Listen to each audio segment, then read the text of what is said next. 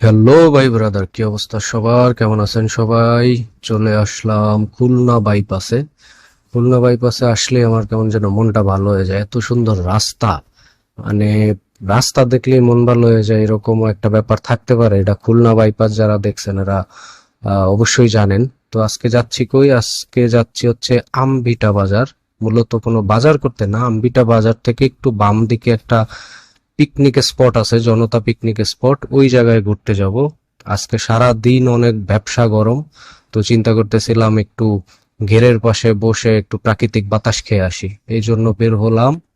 তো যেতে যেতে পেঁচাল পাড়তে থাকবো আর আপনাদের দেখাতে থাকবো খুলনার বাইপাস, তারপরে হচ্ছে পুরাতন সাতক্ষীরা রোড ধরে তারপর যাইতে হয় আম্বিটা বাজারে। একসময় সাতক্ষীরা থেকে খুলনা যাতায়াতের জন্য ওই রাস্তাটা ব্যবহৃত হইতো, এখন অবশ্য ওই কাজে ব্যবহার হয় না, তবে ওই সাইডের লোকজন খুলনা আসার জন্য এই রাস্তাটাই ব্যবহার করে। আর এখন আমি যতটুকু জানি রাস্তার অবস্থাও বেশি ভালো না, অনেক জায়গায় ভাঙাচোরা। তো দেখা যাক কি অবস্থা। সব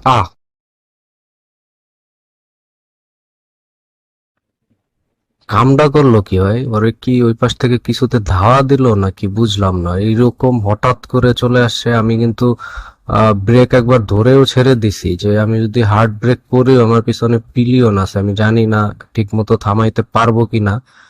তারপর আবার ছেড়ে দিলাম যে হয়তো বাড়ি টাড়ি খেয়ে সরে যেতে পারে। তা মনে হইলো যে না, আল্লাহ বাঁচাই দিছে। যাই হোক, এরকম অপ্রত্যাশিত ঘটনা আসলে আপনি রোডে নামলে হবেই।